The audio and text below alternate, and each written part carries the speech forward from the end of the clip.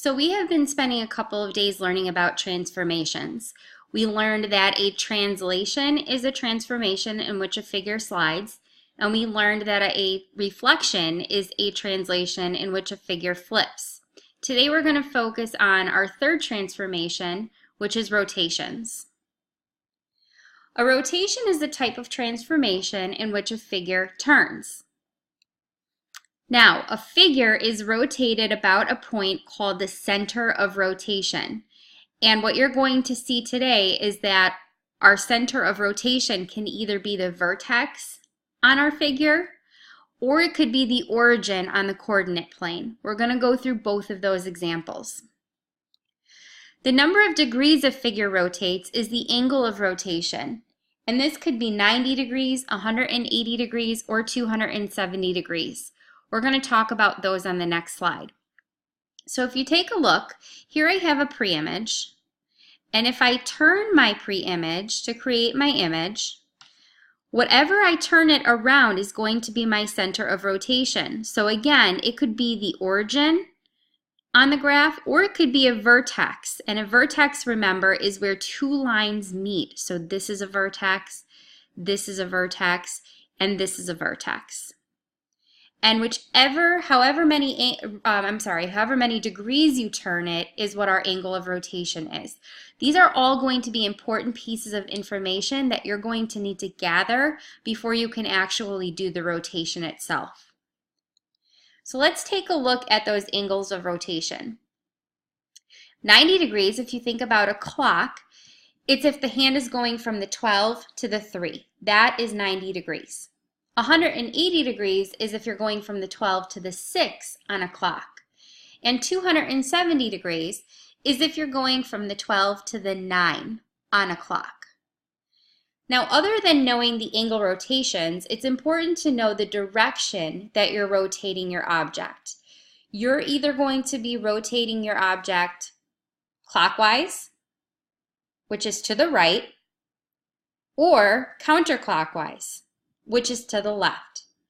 So all of these are important things for you to know because, again, you're going to see in our examples that we have to rotate our object a certain amount of degrees in a certain direction around a certain point. Just a little helpful hint, sometimes 90 degrees is really easy to do and 270 could be sometimes confusing. A 90-degree clockwise rotation is also the same as going 270 degrees counterclockwise. And a 90-degree counterclockwise rotation is also the same as going 270 degrees clockwise.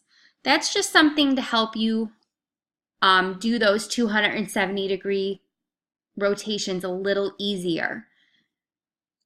So I'm going to start with some examples, but instead of showing them to you on the PowerPoint presentation, I thought for this it might be a better idea to model them for you, so to show you by hand.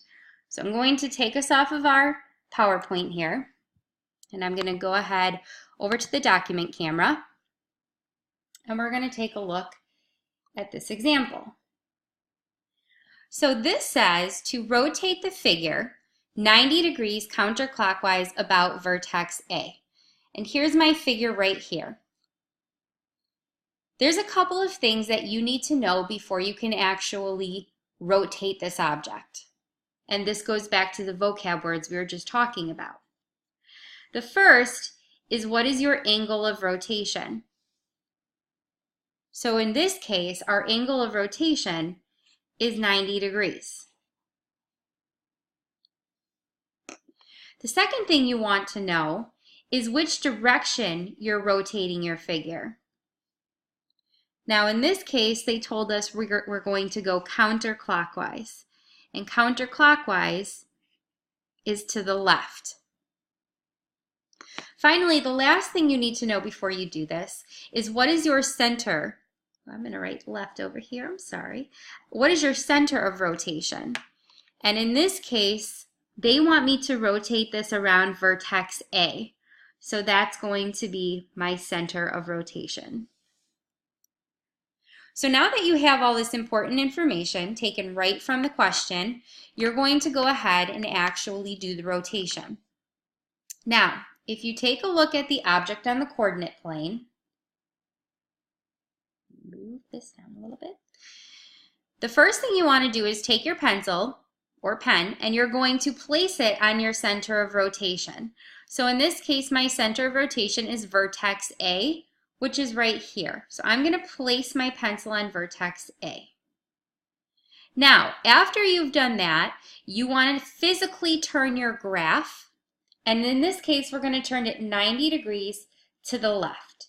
So I'm going to take that, and on a coordinate plane, that's one turn. So 90 degrees, one turn to the left. There we go. Now here's a little trick. I want you to draw what you see here off to the side. And I want you to plot ABC. So this is A because that's A. This one's going to be B. And this one's going to be C up here. And now I want you to count how many spaces are between your points. So between A and B, we have 1, 2, 3, 4, 5 spaces. So I'm going to write 5 here. And between B and C, I'm going to write 1, 2, 3. So if you look, I pretty much just copy down what I see. Now I want you to turn your graph back to the original problem. Now, because our center of rotation was vertex A, we're going to again put our pencil on A, and we're going to draw this figure starting from A. So from A to B going this way, we went 5 points, or 5 units, I'm sorry. So 1, 2, 3, 4, 5. Plot your point. Remember to call that B prime because this is your image. And now from B to C, we went up 3. 1, 2, 3. Now you're going to connect your dots to create your figure.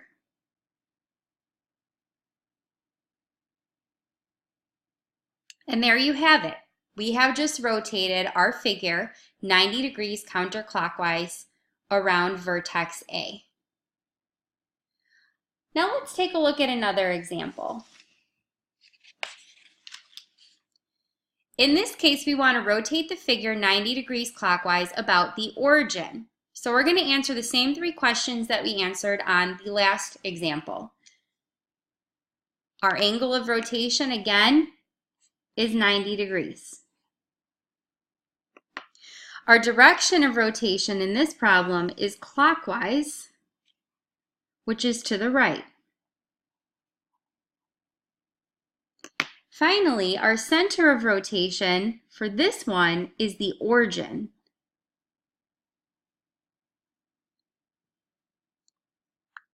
So now that we have all that information, we're going to go ahead and do pretty much exactly what we did last time. We're going to take our pencil and we're going to put it on our center of rotation. So in this case, we're going to put our pencil on our origin of our graph, which is right here, where the x and the y axis meet. Then, just like last time, we're going to physically turn our graph paper, and this time we're going to move it 90 degrees to the right.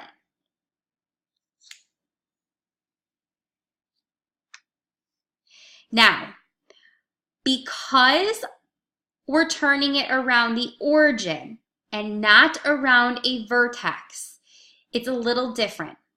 I want you now to look at the figure. So take one more look at what I just did. Our figure starts in quadrant 2. When I did the rotation 90 degrees to the right, now our figure is in quadrant 1. So my rotated image is going to now be located in quadrant 1. So what you're going to do, instead of drawing the figure out like we did last time, because we're doing the origin, we're going to actually write down these ordered pairs. So we're going to do A prime, B prime, C prime. A is right here, so A prime is 1, 2, 1, 2, 3, 4, 5, 6, 7. B prime is going to be 3, 4, 5, so 5, 7. And C prime is located at 2, 3. So now turn your paper back to the original question, to the original image. And now I want you to plot those points. A prime is at 2, 7.